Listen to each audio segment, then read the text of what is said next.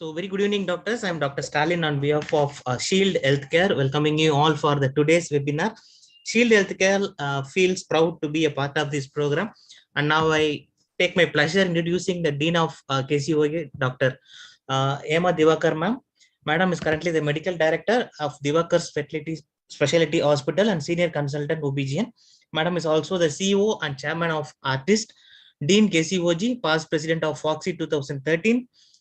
Chair of a Well Woman Healthcare Committee at FIGO, past Vice Chair for FIGO PNCD Committee 2015, and an advocate for delivering quality healthcare convener of Manyata, an opinion leader and an influencer for social and legal issues relating to the women's health. Madam has received various awards to her credits and service like FIGO Women Achievers Award 2015, Global Asian of the Year 2018, CME Excellence Award for Artist, Next Brand Awards for Artist for Her, and CSR Times Award, CSR Impact Awards for Divakar's Service Trust. So with this short introduction, ma'am, I welcome you, ma'am. I'm handing session to you, ma'am, for your further proceeding, ma'am. Thank you so much, Stalin, and Shield Chitrakala, who has been working behind the scenes with Sheetal from Artist. Thank you for all your efforts in making this happen. Yellarigu namaskara. This is a very, very special event today because we have our very dear President, Dr. Kasturi Donimat, joining us all the way from London. And I really appreciate and admire her commitment to be with us on this fine evening, and also join from the city of Hassan is our evergreen Dr. Bharti Rajshekar, who is the Secretary of KSOGA, and the KCOG, which is I've been introduced as the Dean, which is my position there, but with patron Dr. M.G. Hireman, the chair being Dr. Murlidhar Pai, Vice Chair Basavraj Sajjan, and the entire team of KSOGA from Karnataka. Namma Karnataka is backing all the academic and research and community health programs in a very, very strong way, proving to the rest of the country that united we stand and together we will and we can. With these words, I would like to very, very fondly welcome Dr. Kasturi Donimat, the President of KSOGA, to give her a welcome address, please. Kasturi. Namaskara, madam, and namaskara to everyone. My namaste greetings from UK, London. I'm presently here. I bring greetings from here today. And my very special thanks to Emma madam, Chairman Artist, for hosting this KSOGA KCOG program, this international speaker. Madam, only because of you, we are able to hear to such a eminent faculty, not just national, but the international figures, which we had not dreamt of. You made this possible only because of you. Every time you bring such eminent speakers from all over the world, it's pleasure listening to them. And thanks to whole behalf of KSOGA, I thank you, madam, for this opportunity. And thank you for bringing in Dr. Rubina from Pakistan, such an eminent faculty from FIGO to address on this issue. And today's topic is very, very important, violence against doctors. Yes, in the past, we were very comfortable practicing because people used to believe whatever we did, that was the last word. And they should tell, whatever you do, we believe 100%. But now, gone are those days. People question, then interact, and sometimes violence also. So it's a need of the hour that this topic is addressed, and each and every member of our organization is protected. So this very, very important topic. I am sure many of all our members are listening to this topic. Thank you, madam. And I thank all KSOGA KCOG team and KSOGA EC team, Dr. Murlidhar Pai, MJ Ramat sir, Sajjan sir, and our very dynamic secretary, Dr. Bharati Rajshekar, treasurer, Dr. Durga Das, patron Nagraj sir, and all the EC members, and whole KSOGA team, all the president secretaries of all the societies for joining in large numbers. Thank you once again.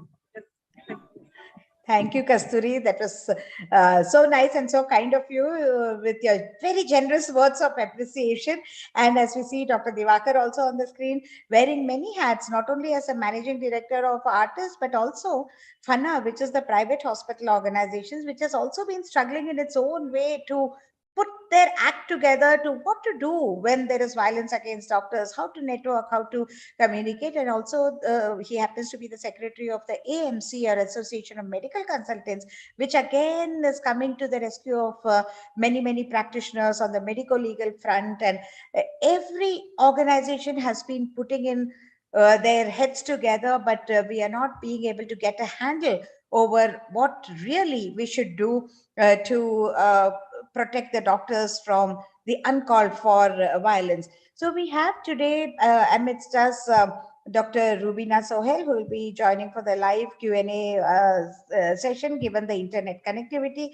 So we always, never risk the technology flaws, and we have the recorded version to be on the safer side, and today is also one such occasion.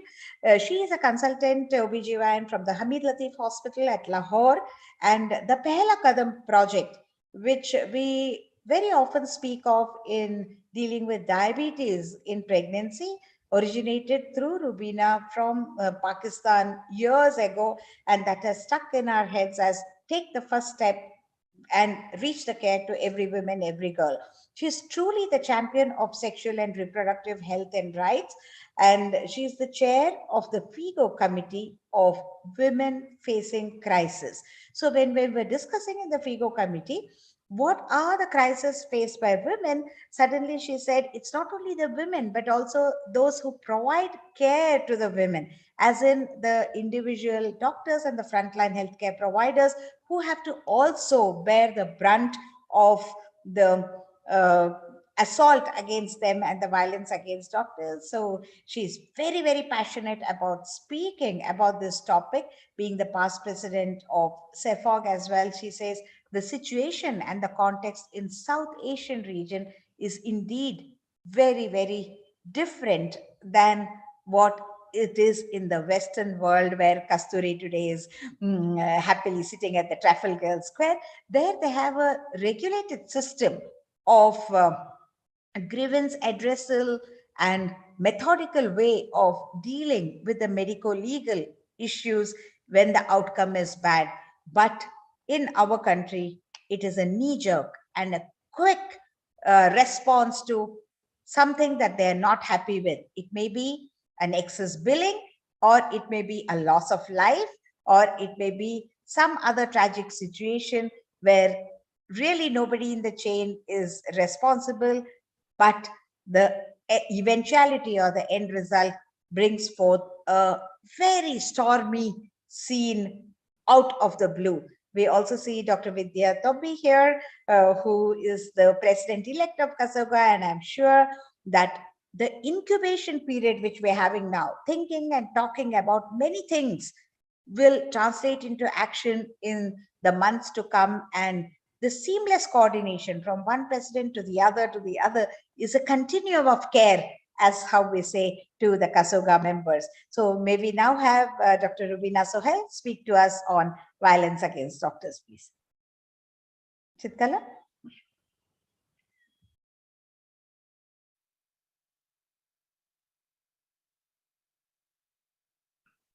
A very good morning to all of you. Thank you very much, Dr. Hima Devakar, the team of artists, to invite me to this very important session of MTB Connect. The topic that has been allocated to me is basically violence against healthcare professionals, and I think it is a very important topic, not only in the prospect of the general violence against doctors and healthcare providers, but also in the perspective of our topic today of termination of pregnancy. I would just like to start with a caution, because this video, I feel, is not for the faint-hearted.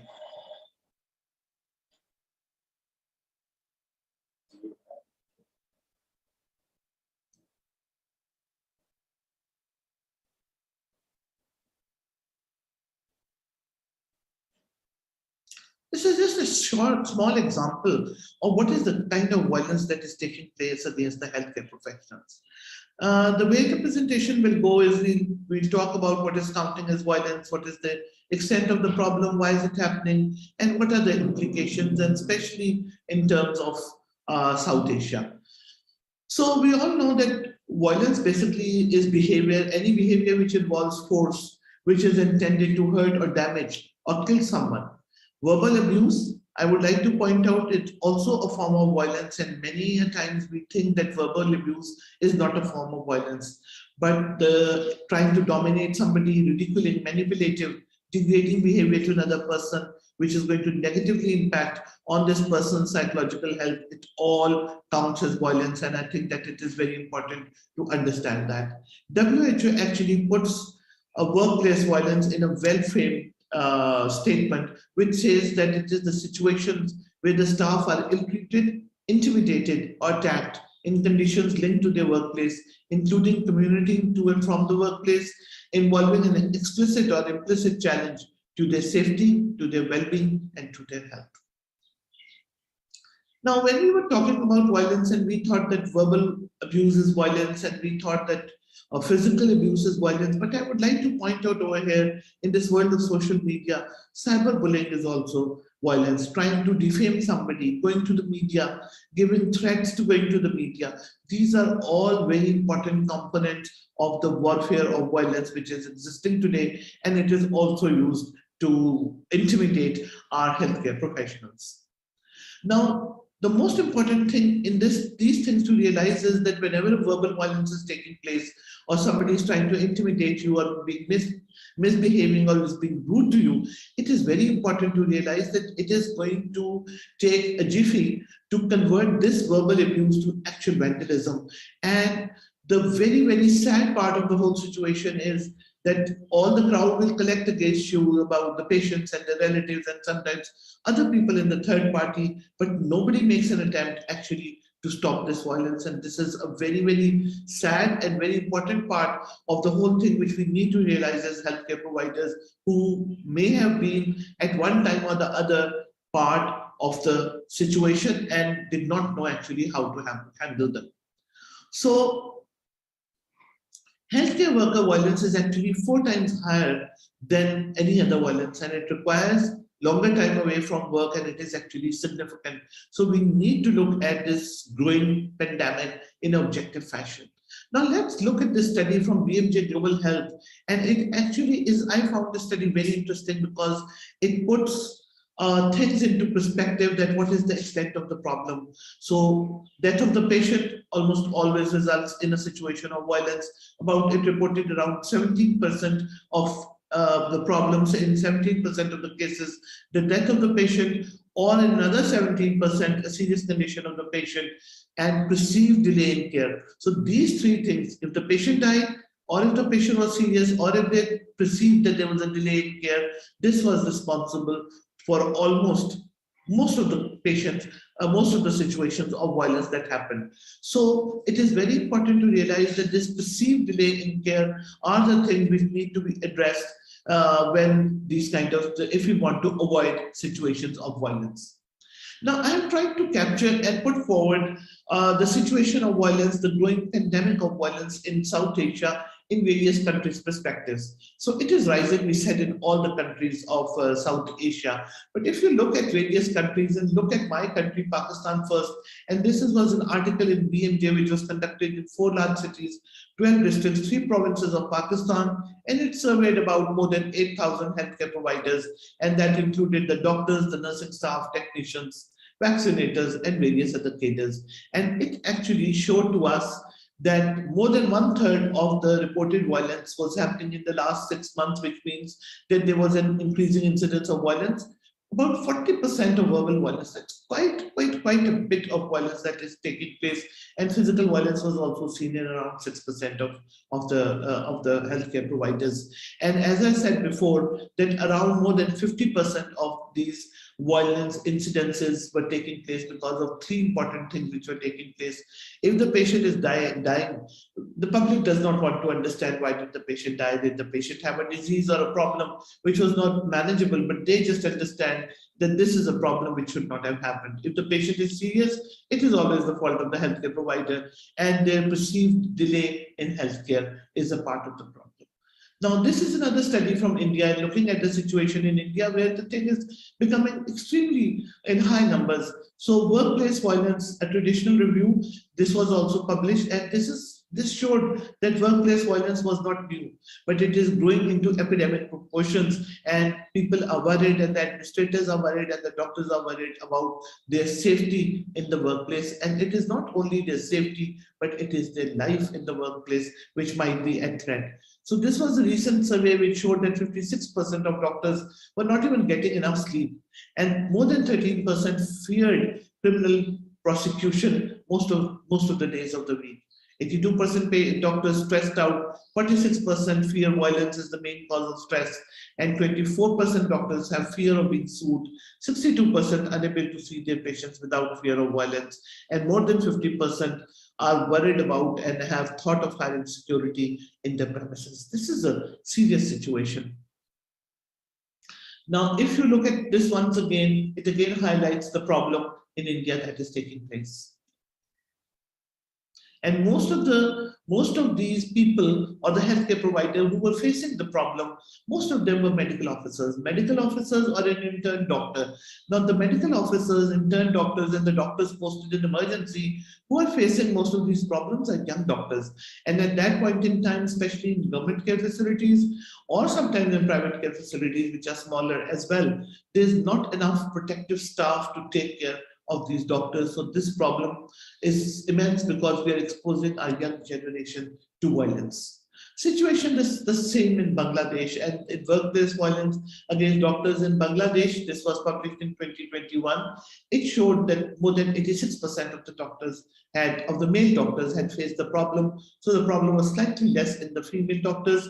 Government hospitals were a primary area of concern because 2/3 of them had faced the situation, and primary healthcare centers, which were smaller, had less facility, were actually facing more violent situations, and that too most of the time at night when the guards are down. So again, this is important to see, and the perceived cause of the violence was delay in treatment or power practice. Nepal, unfortunately, same situation, regular attacks and harassment of Nepalese healthcare workers.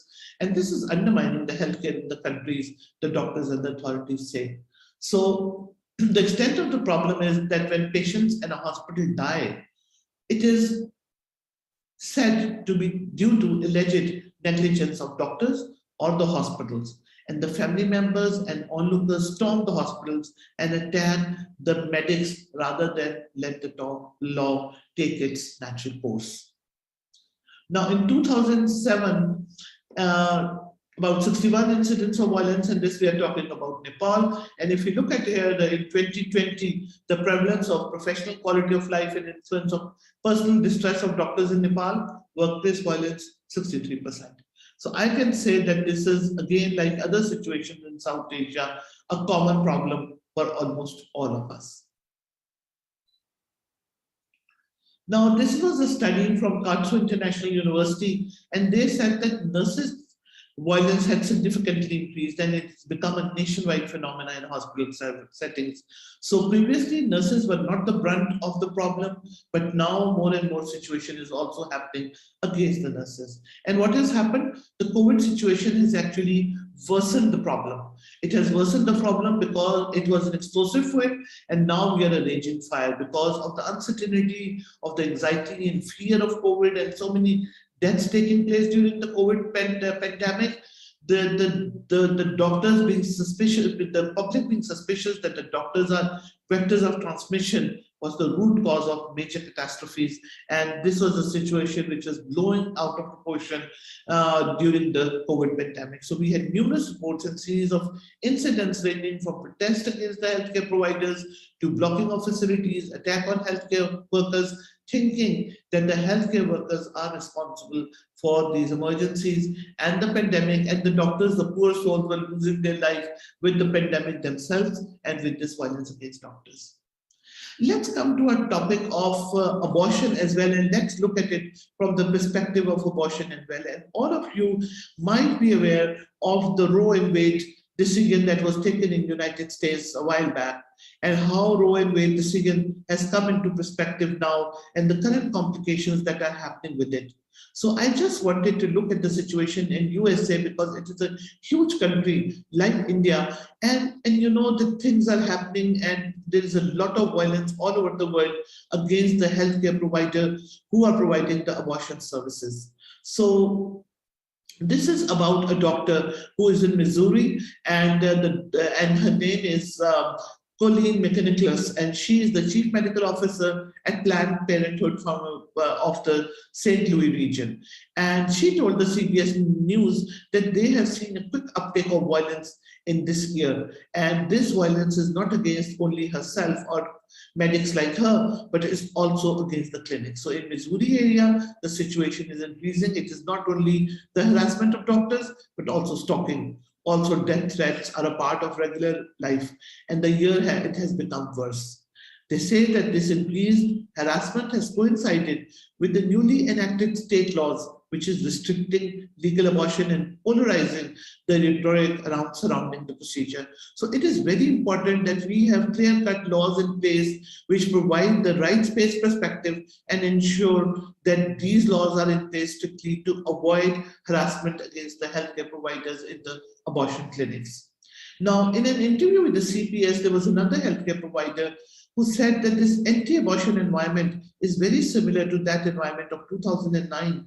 And he said that we are so unsettled and fearful that we are going to see people get hurt. The boss was murdered, and I fear that we are going to have the same horrible outcome. This is the situation over there. The National Abortion Federation has been tracking violence against abortion providers since 1977. And they say that the situation is worsening beyond anything that they have ever seen before. And the situation is worsening also because this Roe versus Wade controversy, and this is actually extremely important in not only affecting the current US scenario, but I think that it is very important because it is affecting the right-based scenario for provision of abortion services all over the world, and it will have a significant impact. Very recently, a Democratic bill to protect abortion access failed in the Senate, which is clenching a bid to act before Roe is overturned. So this is a problem because the Democrats tried and failed to push forward legislation which would guarantee abortion rights nationwide. 51 senators opposed, 49 in support. So the thing did not work out. And this not working out, we are worried about the future of abortion. And the abortion clinics, if Roe fails, are going to suffer from more harassment, more violence, which needs to be protected against. Now, if you look at the general situation of the healthcare workers in South Asia, and this is not only to the healthcare workers who are providing abortion services, but also the healthcare providers who are working 40 to 60 hours of work a week, plus 1 to 2 nights per week when they are on call. A lot of work is going on, long working hours, lack of sleep, work-related stress, lack of trust by patients and families, healthcare facilities lacking in general, poor pay structure, issues with work-life balance lead to a lot of frustration. So the healthcare providers are already working against time and they are already worried. So now, this is the background situation, and in this background situation, violence happens. Now, why is it happening? And we need to look at the system as a whole, that who are the role players in the system and why is it happening? So the most important role players obviously are the healthcare providers and the patients. But it is very important to see that the health system or the healthcare system plays a very important role in addressing this issue of violence. And as I said, that if good policies and legislation is in place, that this whole milieu of abortion, of violence against healthcare providers due to abortion and other situations can be avoided. So now most of the times in our healthcare system, there's not a properly established system. There are long waiting hours, poor system for waiting areas. There's a communication gap. The ICU facilities and the emergency facilities, labor room facilities are poor. Cost of healthcare is there, which may not be affordable most of the time by the patients and the families. And then if there's a grievance, we don't have a proper system of addressal of grievances. The attitude of healthcare providers, I think, is extremely important because we feel that enough stress is not laid on attitude development during the training years. And this is something which needs to be tackled with immediate attention, that attitude of the healthcare providers need to be taken care of. Apathy should be taken care of, and the communication skills of the doctors need to be improved. Now, patients coming to us most of the time not educated, not enough, not the right kind of awareness. They cannot communicate properly as well, and sometimes they're misinformed. All these milieu actually is created to lead to unsatisfied patients who perceive lack of attention and do not understand the situation. So in a country of South Asia, people do not want to wait in the waiting room, even for 5 minutes, even for a small problem. And in other countries, people who have got minor issues may have to wait for hours before they get medical attention. So people are stressed out and they perceive it as medical negligence and lack of attention, thus creating the right milieu for a volatile situation and violence against doctors. So still, why is it happening? Because we are not recognizing it as a problem and we are not telling the public that abuse will not be tolerated. So you need to see more signs in the hospital saying that abuse will not be tolerated and making it clear that it is not acceptable. And I have seen banners even on airports saying that abuse against the service providers and the airports will not be tolerated. So it is not only that we need to put up those banners and signs saying that abuse will not be tolerated, but we also have to make sure that people are arrested for assaulting of healthcare workers and the law takes its due course. Now this violence has, and I'm coming actually to the last couple of slides of my presentation. So all this violence makes the doctors extremely stressed out, anxious, with psychological repercussions and depression, very unhappy, lacking interest in the job, making mistakes, and poor job performance. So it is not only important for the healthcare providers that they should be stress-free in the work environment, but for the administrators of the hospitals, in the interest of the patient, and for the government to see that what is the kind of protection that the government is providing to the healthcare providers. So there are a couple of solutions in addition to what the government can do and what the individuals can do. So we have to develop a system of confidence building between the patients and the healthcare system and the service providers. We have to ensure that there is better communication, right-based laws and legislation needs to be in place. And we have to fight for legalizing abortion to ensure that safe services need to be provided to the women who present to us, and the healthcare providers providing the services can be protected enough. We have to utilize the media judiciously to make sure that the media stands in support of the healthcare providers. And I think that a very important component is the community support. If the community support can be built around the healthcare providers, if the confidence of community in the healthcare providers can be brought up to par, I think the situation can be improved. But time is ticking and the situation is worsening very fast. So short-term and long-term measures need to be in place which ensure that these incidences decrease, they do not happen.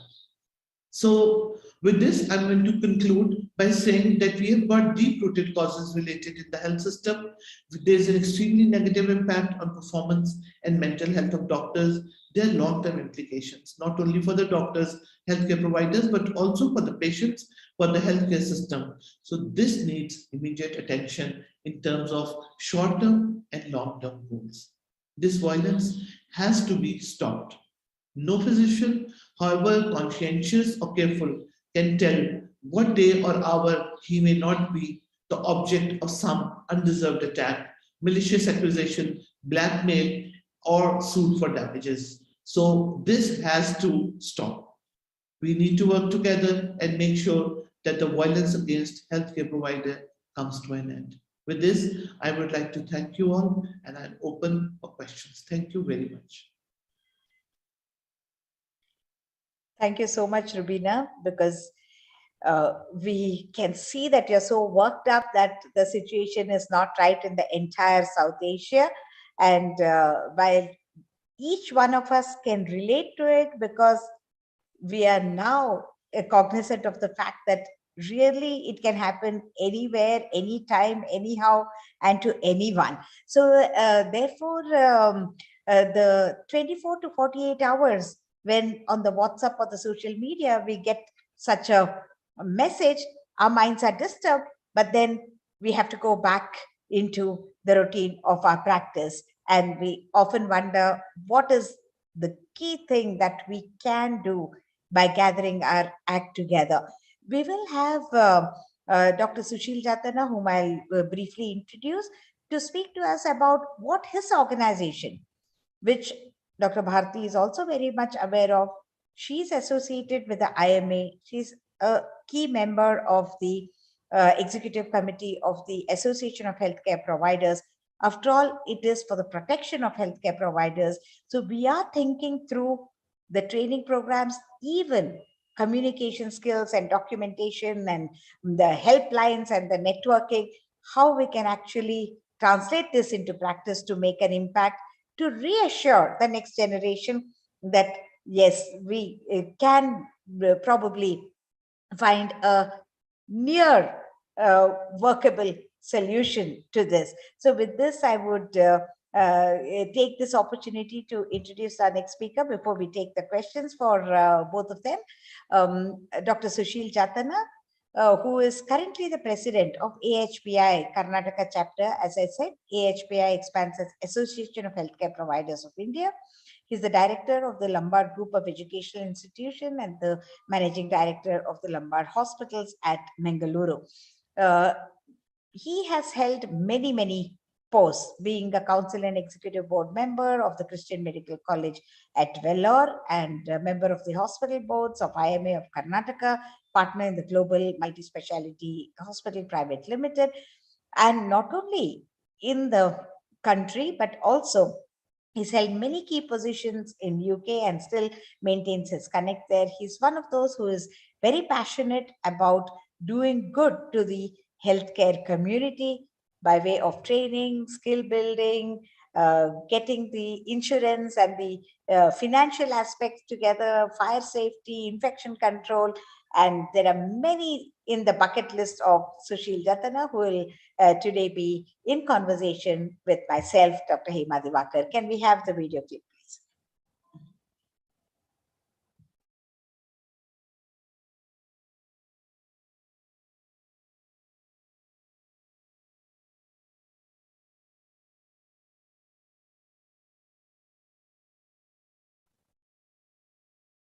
As I speak, I think Kasturi and Bharti will agree with me that the role plays on communication skills.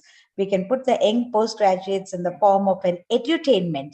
You know, we give them different case scenarios, and some of us double up as patients or consultants and trying to do the proper way and improper way. Which team performs the best, from which society the young people will make a mark in the communication. So I think such of the programs would be very interesting in the CME programs that we have based on the theme or the subject of the CME. Can Chitrakala kindly play the video, please?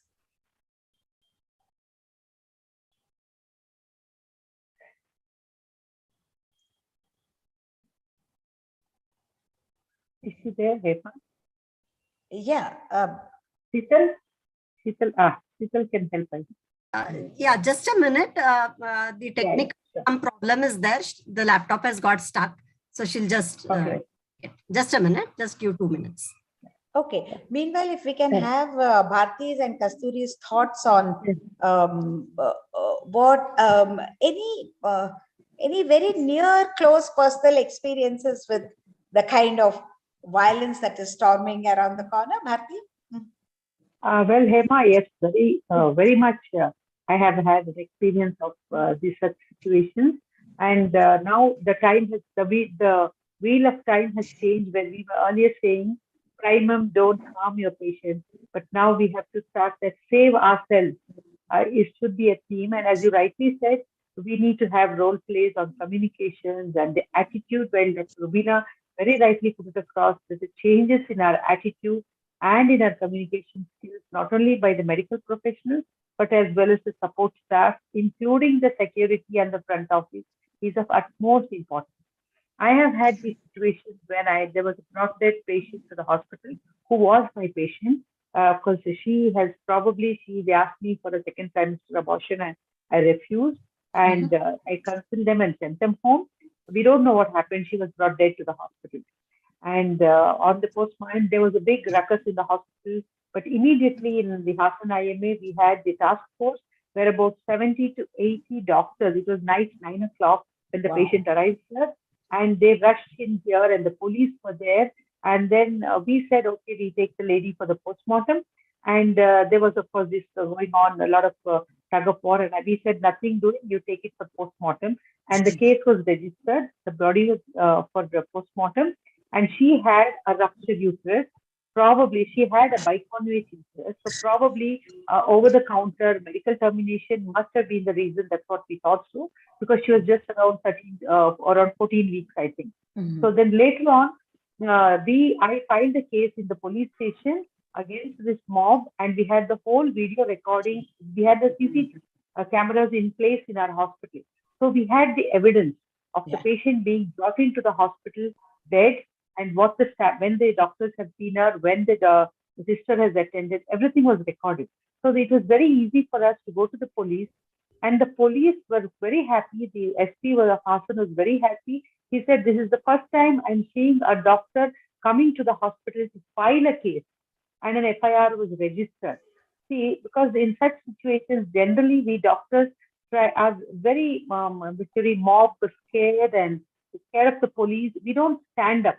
Yes. So documentation, discussion with the patient, and if at all we are at fault, we always have the consumer courts or the legal portals where the situation can be diffused. So that soon as the whole team of doctors were there and they were trying to explain to them, they try to calm down to some extent. And then the mob settles down, and then we can put some sense and discuss with them and just tell them what has happened. So this is, I think, and this is where the AHPI, when we become members of the Indian Medical Association, of the KPMEA and the AHPI, that is the Association of Private Hospitals of India, we have this whole team backing us. It is that team of people, and we have a task force where they rush to the spot immediately. It's not to find out who's at fault at that time. It's just to defuse the situation. Okay, then, one small follow-up question, Bharti. Will it help if we just call 100 and the police first? No, it's not 100. We have a police IMA group. And if you remember, in the KPMEA, we had met the then IG under Dr. Malesh Fulmani, and there was an SOP issued by Mr. Roop Kumar Datta, who was the IG of police at about few years back. And these SOPs are in place in most of the police stations. Of course, as you know, they're all pushed under the table. So we have a police IMA group where the superintendent of police is a member of that WhatsApp group. His associate junior police officers are part of the group, and the IMA is there. The private hospital association heads are there, and the physician association, the gynecological association, the anesthesia, orthopedics, all the association heads are on that group. So if there is an issue in any hospital, somebody just puts a message there, and almost 60 to 100 doctors know about it immediately, and the police also come to know of it. Excellent. Excellent. They come immediately to the spot. So this task force, I think we need to have. That is one side of it. The other side is trying to train our staff with soft skills, not to get agitated at that time, and talk back to those people who presume to be aggrieved or that these are death. We need to assess the situation and probably some sort of a recording of the whole scene should be taken place silently. Yeah. I think, It's a to have the multi-pronged presence attack. of mind quickly to put in a WhatsApp message, quickly to video record the Exactly. proceedings, to see Yes. to it that CCTV cameras are not damaged and Yes, things are in true. place. And again, you have highlighted the communication skills.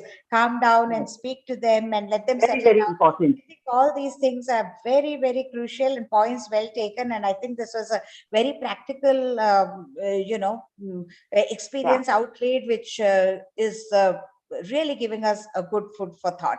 Today, incidentally, in this session, you not only have the scientific feast, but you also have the pleasure of seeing the glimpses of London with Dhonimat, because we are seeing the sightseeing tour, which we are all taking from the KSOGA led by our president. So thank you, Kasturi, for that. We saw some beautiful aspects around you, which we enjoyed on the sidelines as well. I think you're in some church or something. Yes, we can see something. So thank you One for thing taking I us around with you. wanted to add, madam. Yeah, please. Yeah, madam. One thing is, now for the in MBA students curriculum, they have started. Each student has to adopt one family, so they have a bonding, and then that family's healthcare is taken care of.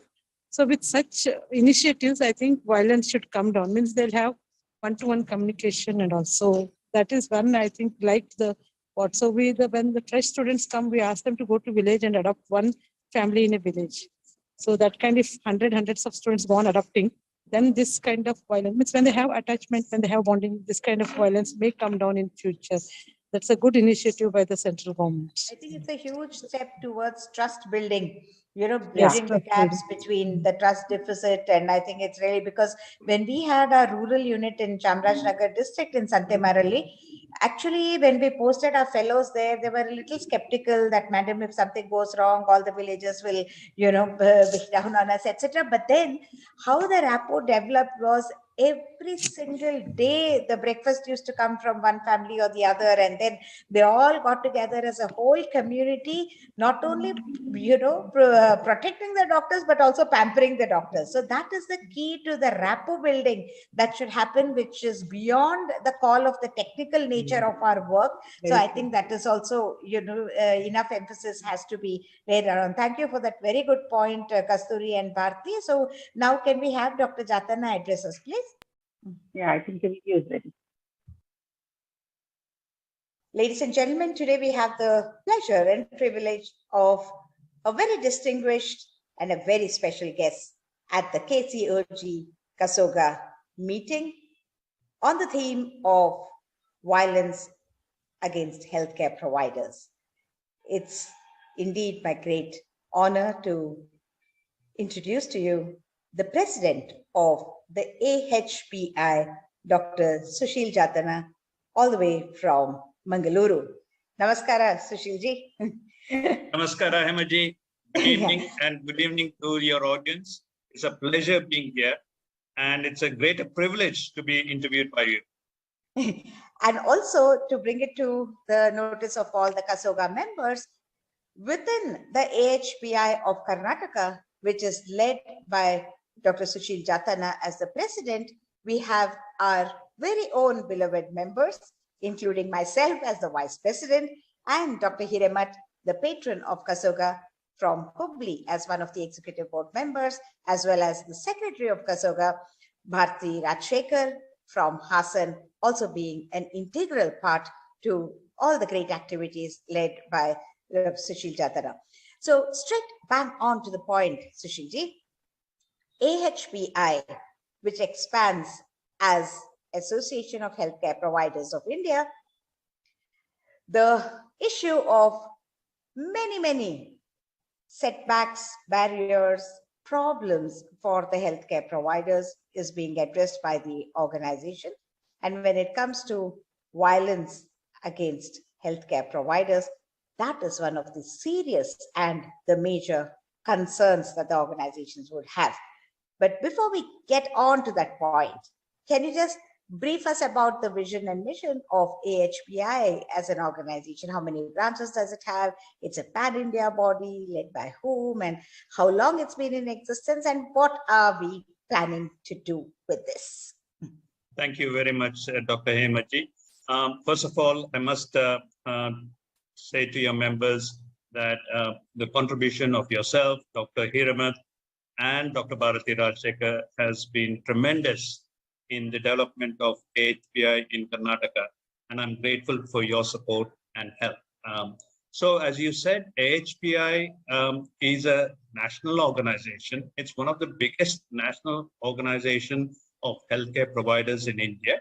And it has 21 chapters across the country. In other words, 21 states are now having fully functioning organizations and bodies in 21 states. So in Karnataka also, we have now got an executive committee, and we have started many activities as such. The main purpose of AHPI is to be a voice of hospitals or healthcare providers in India. It is for us as an organization to be able to convey the concerns and the worries of our healthcare providers, in fact, mainly medium and small size hospitals, and give them a voice, both at district level, central level, and at state levels as well. We exist purely for the sake of our member bodies, which are the hospitals. And therefore, as you know, we are facing, the healthcare providers are facing increasing challenges in the recent past. There's increasing public expectations from hospitals. As you said, there's a threat of violence against doctors and other healthcare workers as well. There's increasing burden of regulations on the hospital bodies, increasing cost of care. I mean, so many of them are there. And therefore, we are a channel of communication between the hospitals and the authorities. So my follow-up question to this is, you would therefore encourage the small and medium-sized hospitals to join in AHPI as members, and very, very typically, as we speak, most of the maternity homes are called the mama and papa shops because they're typically small-sized and medium-sized, managed by individuals or couples who are jointly the pediatrician and the OBGYN combination, or an anesthesiologist, obstetrician. They think the simplest thing to do is to put up a small nursing home and thrive on their independent practice. Given that situation, would you encourage all the OBGYN community, the hospitals, to become active members of the organization? And what does it entail? How do we apply for that? And how much do we pay? Actually, to be honest, Hema, it is the small and medium-sized hospital, including what you said, the mama and papa nursing homes as such, who actually need the voice of organizations like AHPI. The big corporate hospitals are big enough to influence decision makers, policy makers, etc. It's the small and medium-sized hospitals who cannot and don't have the time, because most of those owners of these small hospitals, mama and papa shops, we call it, are basically involved from morning till evening in the work of delivering patient care. And they do not have the time to lobby or represent themselves in various organizations, state level committees, etc. In fact, some of the doctors don't like committees at all. They want to just deliver patient care. Take all the admin and committees to somebody else. We'll be delighted to do that. And that's where we come in. We are actually working as the voice of those people and communicating those concerns from the small and medium-sized hospitals to the government to ensure that actually there is a level playing field for the small and medium-sized hospital.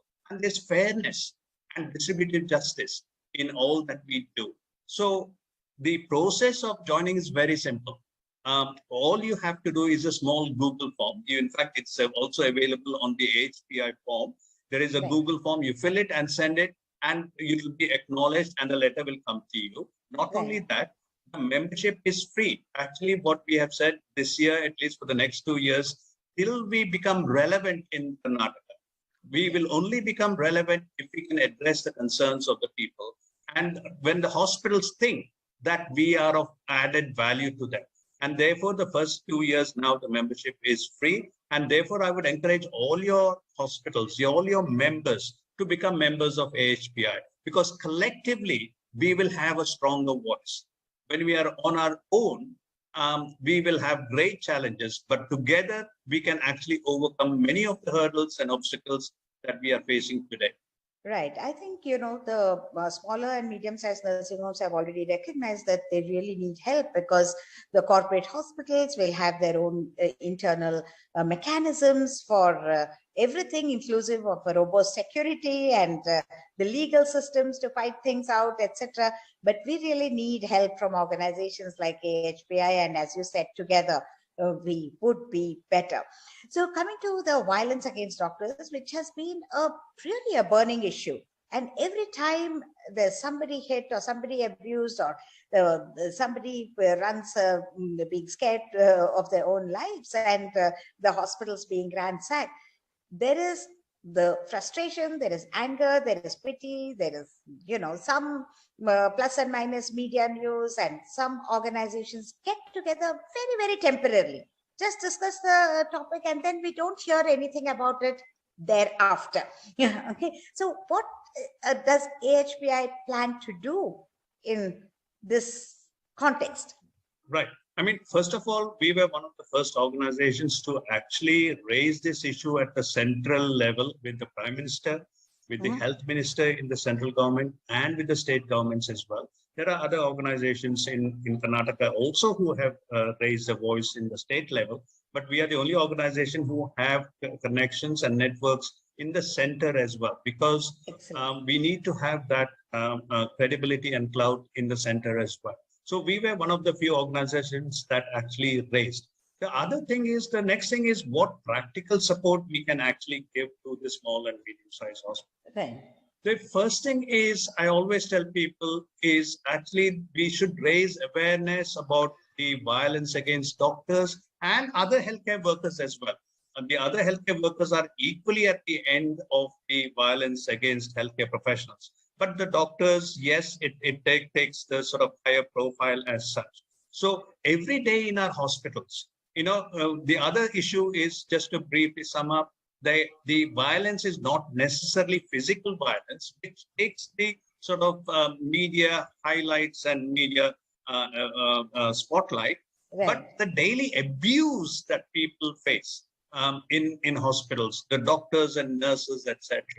And there are certain things that we can do practically in each of our hospitals, etc., to try and safeguard some of the our doctors and healthcare professionals against the extreme sides of violence, the physical abuse, etc.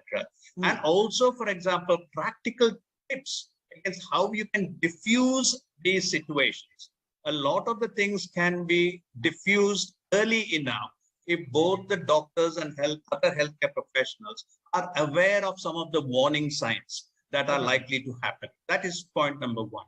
The second thing is, we need to make sure that actually the organizations like us come to the help of these doctors and nurses when they need it. So we need to have a channel which actually takes up the case, because most of the doctors and other healthcare professionals are not aware about the medical sort of issues around, medical legal issues around the violence and the Public Protection Act, Medical Protection Act, I must say, etc. So there are these things that we can do. What we are also planning, as you know, one of our first training programs in Karnataka was on medical legal aspects of medical negligence, etc.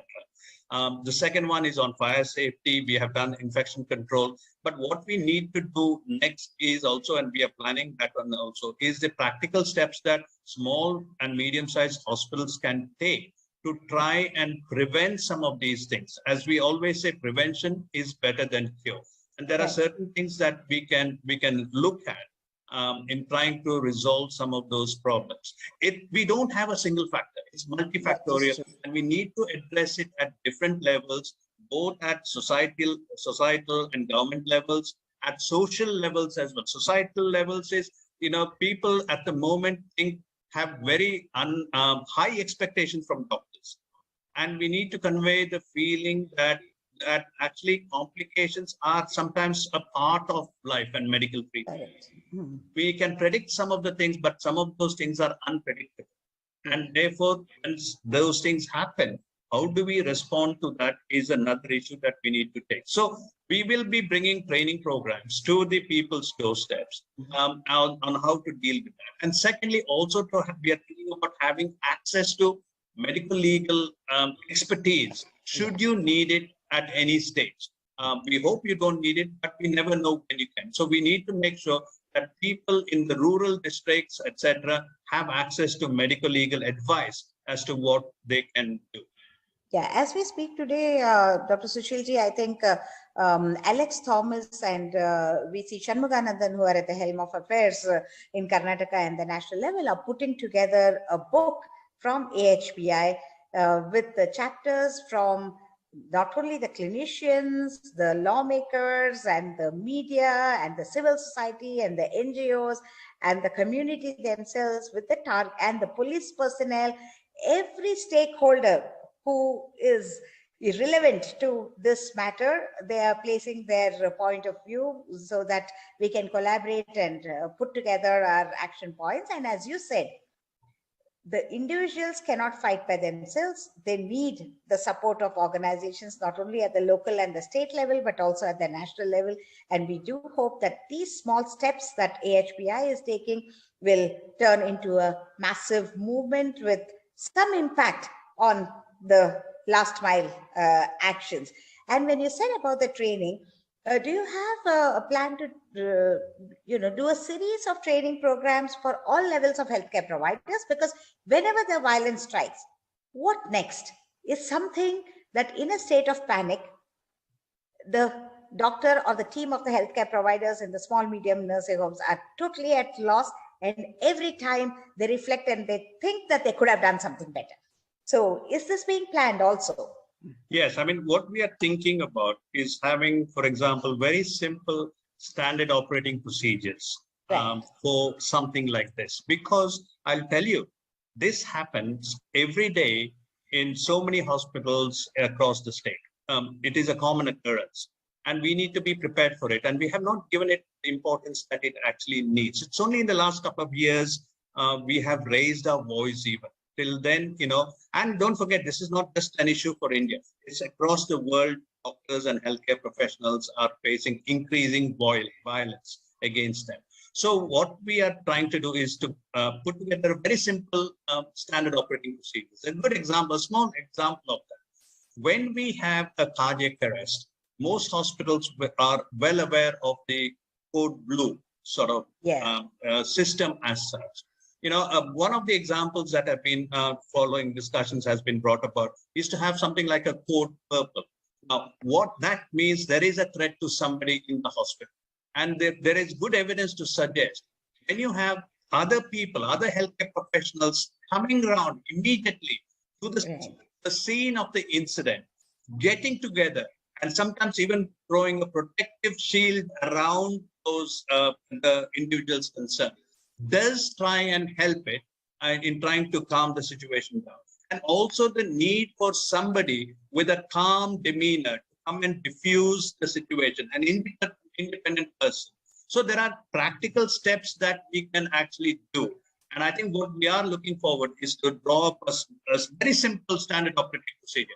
Because people think standard operating procedures are very complex and long and cannot read it, But we need to have very simple steps. And not only that, we then need to make sure that we actually bring it to the hospital's attention and raise the awareness. These are the single things that we can actually do, including, for example, in my place, what we also have is along with the IMA to have all the doctors from other hospitals come to the hospitals to try and defend.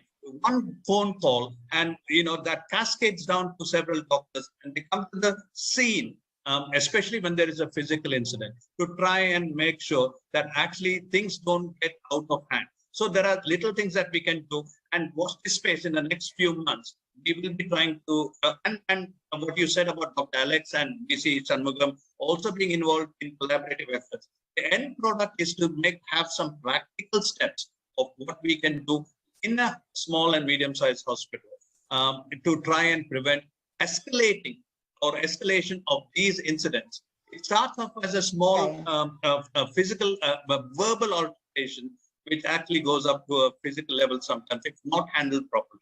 Right. I think there is another important thing because the AMC, or the Association of Medical Consultants from Mumbai, when I met the president, he was telling me that in the court of law, when they ask, just can you give us a documented example of few of the harassments or the violence against doctors, and they had very few. So it is all just verbal and WhatsApp messages circulating, which will not do. So probably AHPI can also make some kind of a registry. It's not really a registry, but even we can write the letters to the AHPI central office at Karnataka saying that the incident documentation, that this happened and with some evidence and something, so that when it piles up, there is again enough strength from our side to appeal that this is way beyond what it should be. And your concepts about putting a structure together for offering help is fantastic. And I really do hope we join hands to make that a reality. And next time anybody gets into trouble, they have to just call the helpline, and the action points cascade from there on, and it'll be a one of the very, very significant help that we would have provided to our members. As we speak, you said it can be prevented at its inception, and mostly there is some disgruntlement, some frustration, something that the patient is not happy about, which sparks this whole violent movement. And as you have said, the communication skills, the soft skills, the empathy skills, the respect, the trust, the way the patient is handled and the family is handled on the whole, right from the time they enter the hospital to the clinical protocols and standards that they will practice, so as to minimize the damages to lives and also document the procedures. I think this will go a long way. In that, I should really, really thank you for joining hands with our training institute and the HSSC, which is Health Sector Skill Council, and the teams of maternity hospital staffs, no matter what their background qualifications are. If they're working in Dr. Jatana's hospital, all of them are enrolled into a program of 16 clinical standards endorsed by FOXI for safe delivery, and the skills are transferred individually. They take the online exam and then the skill assessment, and they are granted a certificate by HSSC and AHPI as assistant to maternal and child health care. What made you support this initiative? Oh, I mean, look, you've been, especially you, Hema, you've been involved in this skill training for such a long time. And what we need to do generally across the board, frankly, is to invest in upskilling all our staff. There is absolutely no doubt about that, especially that we are going to face critical shortages in staffing levels. Both, don't forget, we are understaffed both in terms of the ratio, WHO standards for doctors per patient ratio, nurses per patient ratio, beds per patient ratio. And I don't think we always sort of embrace skill training and as an important cog in that wheel. That is something that always drops down the priority list when we are in a busy hospital. Training is something that is probably comes last, but we need to put training at the top of the agenda, because the training of our staff and upskilling of our staff is the only way we can not only ensure patient safety, but also professional safety and improve the quality of care for the patients. Absolutely no doubt that we need to continue the efforts that you are putting in now.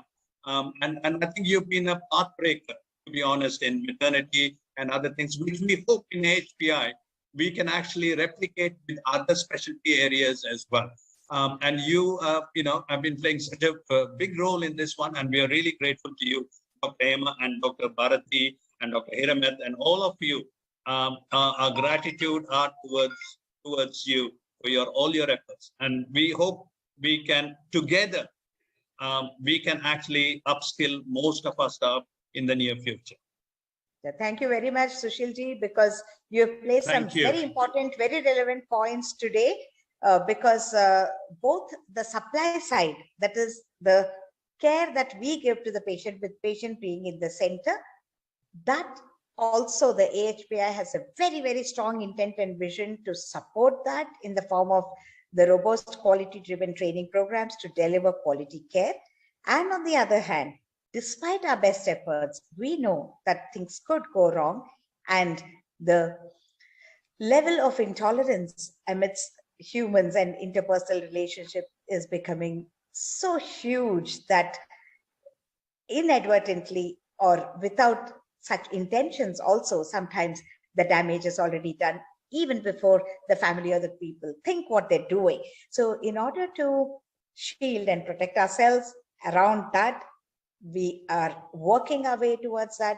We have the endorsement and reassurance and the resolve by leaders like Dr. Sushil Jatana, the president of AHPI, who has very clearly and very strongly conveyed to all of us that we are up to it, and together we can and we will. Namaskar again. Thank you so much, Dr. Hema. And I request all your members to become members of the AHPI. So together we can create a different world, a better world for ourselves and for our patients. Thank you so much. Thank you so much. Thank you. Namaskar. Bye.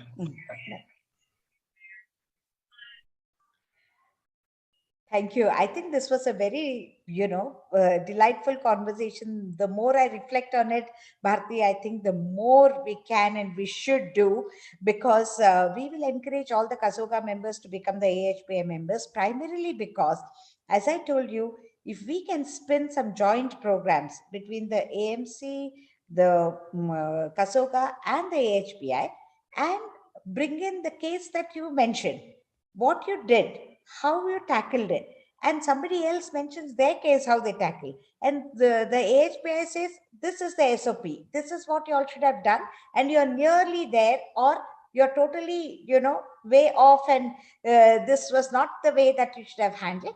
With these practical examples and the way forward for how to deal with this crisis, I think will be very, very useful to all our members. That is the very first step that we should take, as how I was talking about Pehla Kadam with Rubina. So I think we will get this initiated through KSOGA and KCOG with the AHPI. And once more, on behalf of Bharti and Hiremat and myself, as members of AHPI, we appeal to each one of you to be the members, and also any incident, we'll give you a template, you please document it and send it over to the office, so that it also becomes like a case study. We need to pool that together and there have been several questions on the forum today asking, yes, all this talking is good, but what is the action point? So we already revealed to you the action points and the organizations which will join us. So you join us and we will take this movement further, because this cannot and should not go on and on and on. So this is a hugely important issue of violence against doctors. The less said and more we act, the better. So I leave the floor to Bharti to make her concluding remarks, and also the thank you to Shield and all our delegates who have joined us, and of course to our very own beloved KSOGA and KCOG team and team artists. Bharti. Thank you, Hema. It was, as you said, a very, very important part of our professional life, which has to be contemplated on. And as you said, we need to act rather than just talk. And of course, Dr. Sushil Jatana was very clear in what AHPI will do along with KSOGA. And I would like to share on this platform that as soon as I was incorporated into the executive committee of the AHPI, almost 17 hospitals, the small and mid-sized hospitals in Hassan, have already become members, and we have enumerated to them how AHPI can help them out. And I think on this platform, I would like to request all the KSOGA members who have their own hospitals, small, medium, or large. So kindly, we will share the application forms for you on the official site. And you can also log in into AHPI and become members, because this is the first step forward with AHPI and KCOG KSOGA.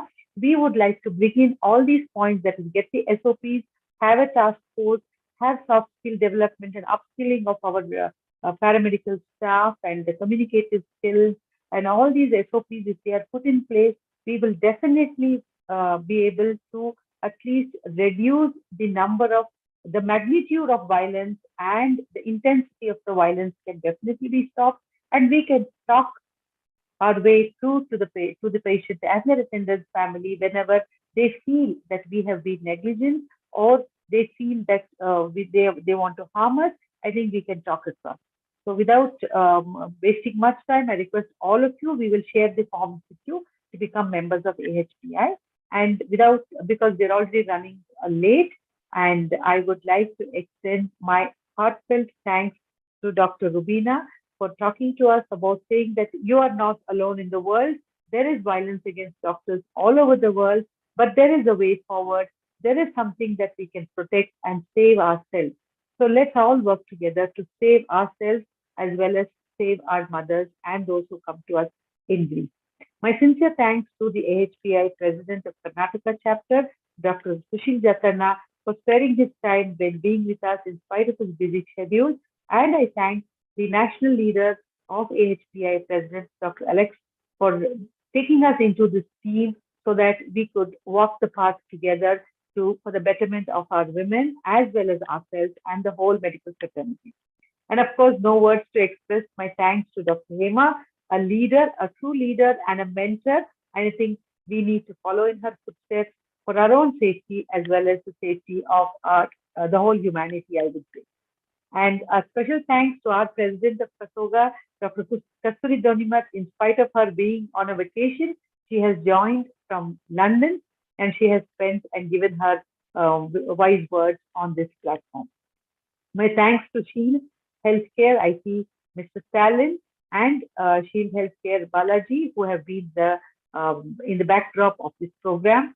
And no words can express my thanks to Sheetal, who is not only the backbone of Artist and Hema, but she is there for me to always fall back on whenever I need any information. Thank you, Sheetal. Thank you, Dr. Bhagyashree. I thank all the participants who have logged in today. Sheetal tells me there are more than 100 here, and I'm sure all of them are wanting to do something to stop violence against doctors. So let us all join together and stop violence against doctors. A very good evening to all of you. Thank you very much. Namaste. Khuda Hafiz. Shaba Khair. Thank you so much, ma'am. Namaskar. Thank you, Hema. Thank you. And a special thanks to Dr. Divakar. He has left the meeting. Special thanks. He's around here. Oh, he's around here. Thank you. Anybody has any participants have any doubts, kindly just post it on my phone or in the KSOGA website. We will be ready to answer your questions. Thank you.